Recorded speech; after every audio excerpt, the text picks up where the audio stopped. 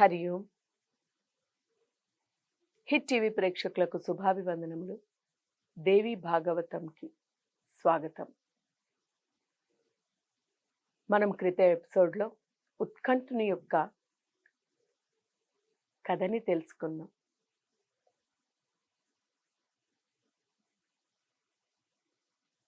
పురాణవ ఇది పురాణం అంటున్నాం.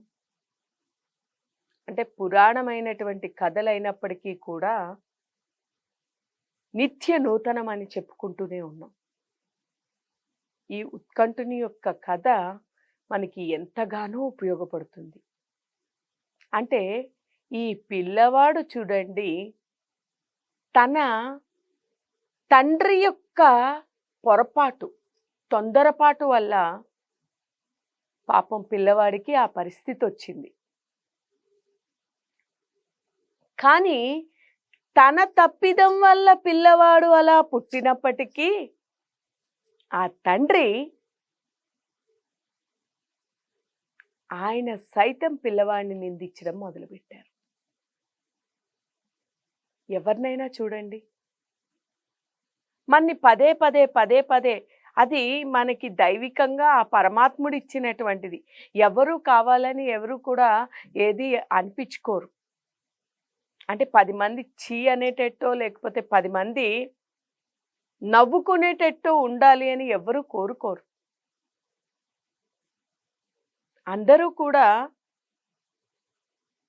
ఒకళ్ళు మెచ్చుకోవాలో లేకపోతే కనీసం మెచ్చుకోకపోయినా తిట్టుకోకుండా ఉండేటట్టయినా ఉండాలనే చూస్తారు. ఎవరు కావాలని ఒకళ్ళ దగ్గర మాట పడాలని అనుకోరు. కానీ ప్రారబ్ధ కర్మానుసారంగా వచ్చిన దాన్ని ఎవరేం చేయగలని చెప్పండి. మనం అనుకుంటాము మనం ఈ రోజుల్లోని అనుభవించేదంతా లేకపోతే జరుగుతున్నదంతా ఎందుకు ఇలా జరుగుతోందని.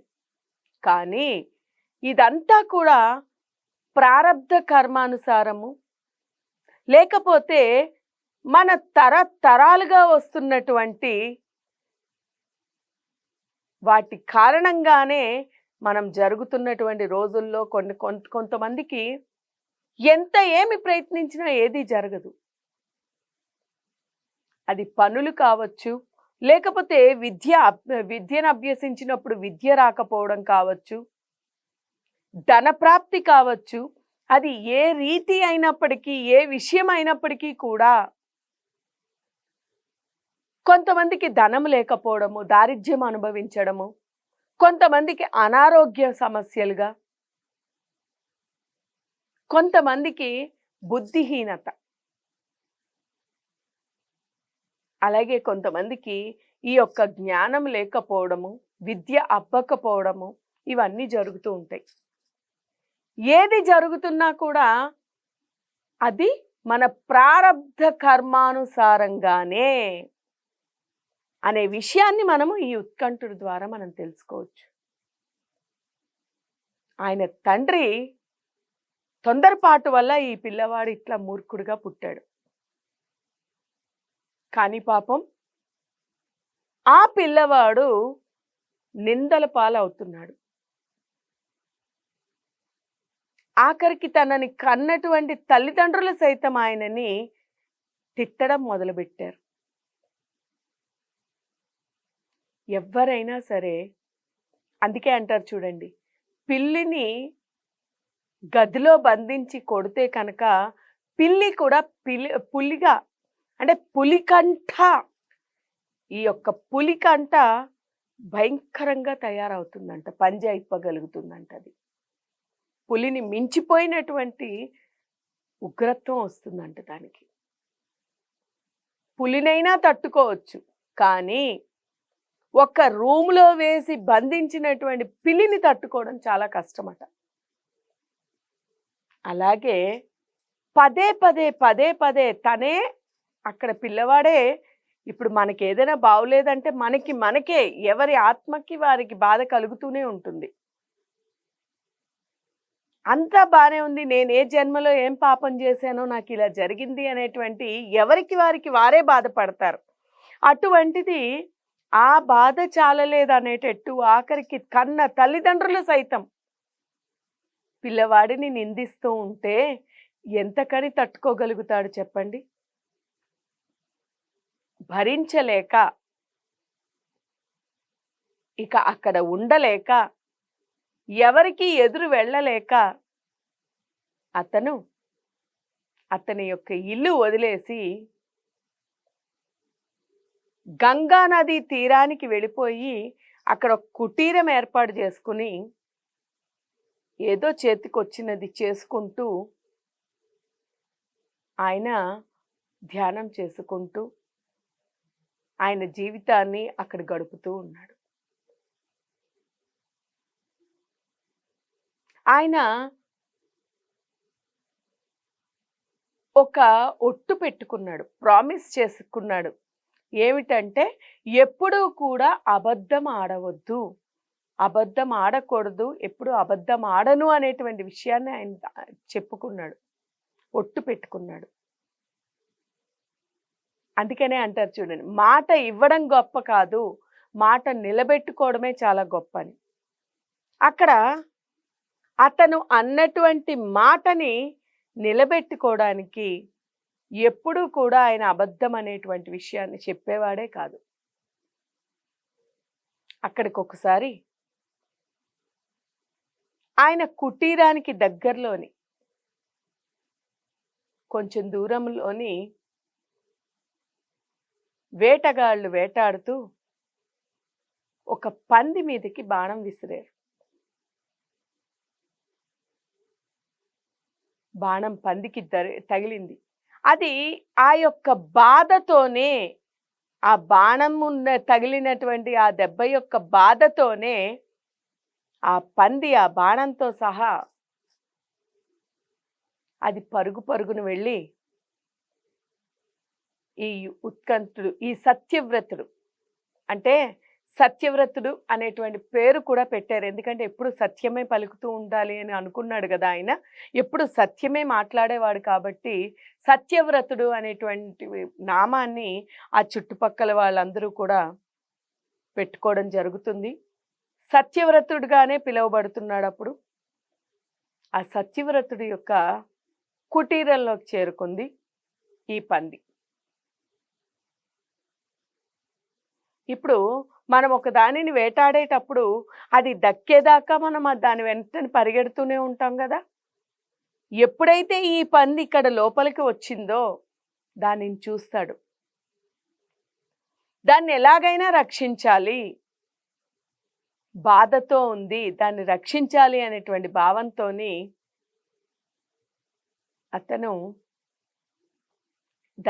అది చూసినటువంటి చూపుకి, దాని మొహం చూసేసరికి నన్ను కాపాడు అని దిగులుగా అది అర్థిస్తున్నటువంటి భావన ఆయనకు కలిగింది. అందరిలోని పరమాత్ముడు ఉన్నాడు అనేటువంటిది ఇదే. ప్రతి జీవిలోని కూడా ఉన్నాడు అనేటువంటిది వాస్తవం ఇదే. దానిని చూసి ఆయన ఎలాగైనా కాపాడాలి అనేటువంటి మనోనిశ్చయంతో బయటికి వచ్చాడు. ఇంతలోని దాన్ని వేటాడినటువంటి వారు వెనకనే వచ్చారు.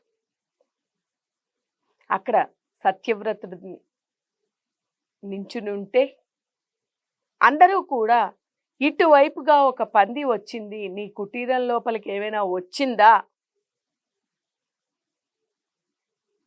వస్తే మాకు అప్పగించు అని చెప్తారు. ఆయన వీరిని చూస్తే వీరు అడిగినటువంటి ప్రశ్నకి అబద్ధం చెప్పలేడు. ఎందుకంటే ఆయన ప్రమాణం చేసుకున్నాడు, అబద్ధం చెప్పను అని.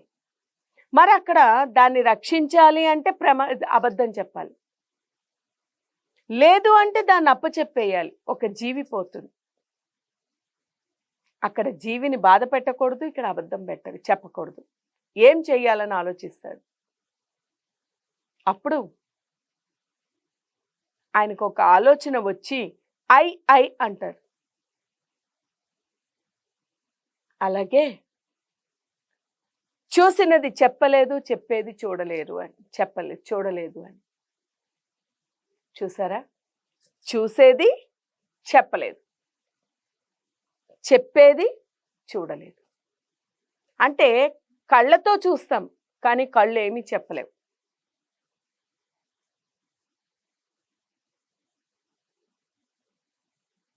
నోటితో పలుకుతాం కానీ నోరేమి చూడలేదు అని ఈ రకంగా ఎప్పుడైతే చెప్పాడో ఇక వాళ్ళు ఆశ వదిలేసుకుని ఇక ఆ పంది దొరకదు అనేటువంటి భావనతోని వాళ్ళు అక్కడి నుంచి అక్కడికి వెళ్ళిపోయారు. అది గ్రహించినటువంటి వాళ్ళు అతను ఆ పందిని రక్షించి దాన్ని పంపించడంతో పాటు ఐ ఐ అని యాదృచ్ఛికంగా అనుకోకుండా ఐ ఐ అని పలికినటువంటి ఆ బీజాక్షరానికి ఆ జగన్మాత కరుణ లభించి ఆయన మహాజ్ఞాని అయ్యి అప్పటికప్పుడే ఎన్నో పద్యాలు అమ్మ మీద చెప్పడం జరుగుతుంది. మహాపండితుడిగా తయారయ్యాడు. ఇది తెలుసుకున్నటువంటి వారు రాజ్యం నుంచి తల్లిదండ్రులు వచ్చి రాజ్యానికి తీసుకుని వెళ్ళారు. అంటే ముందు ఎవరైతే హాస్యం చేశారో, ముందు ఎవరైతే కోప్పడ్డారో, ముందు ఎవరైతే ఈతనిని పదే పదే నిందించారో వాళ్ళందరూ కూడా వచ్చి ఈయనని ప్రశంసించడము, ఈయన గురించి గొప్పగా చెప్పుకోవడం జరిగింది. చూసారా? అంటే ఎప్పుడైనా సరే పరమాత్ముని యొక్క అనుగ్రహాన్ని సంపాదించడానికి ప్రయత్నించినట్టయితే ఆ జగన్మాత యొక్క అనుగ్రహంతోని లభ్యం కానటువంటిది ఏదీ లేదు. పరమాత్ముని యొక్క కృపతోనే ప్రతిదీ ఉంది. తల్లిదండ్రులు పిల్లవాడు ఇంటి నుంచి కూడా వెళ్ళిపోయినా పట్టించుకోలేనటువంటి తల్లిదండ్రులు, ఆ రాజ్యంలో ఉండేటువంటి ప్రజలు ఎవరైతే ఇతనిని చూసి హాస్యం చేశారో వాళ్ళు అందరూ కూడా ఆశ్చర్యపోయేటట్టు ఆయన అంతటి జ్ఞాని అయ్యారు. ఎక్కడైతే పోగొట్టుకున్నామో అక్కడ యుద్ధం చేస్తే మనకి కొన్ని రావండి.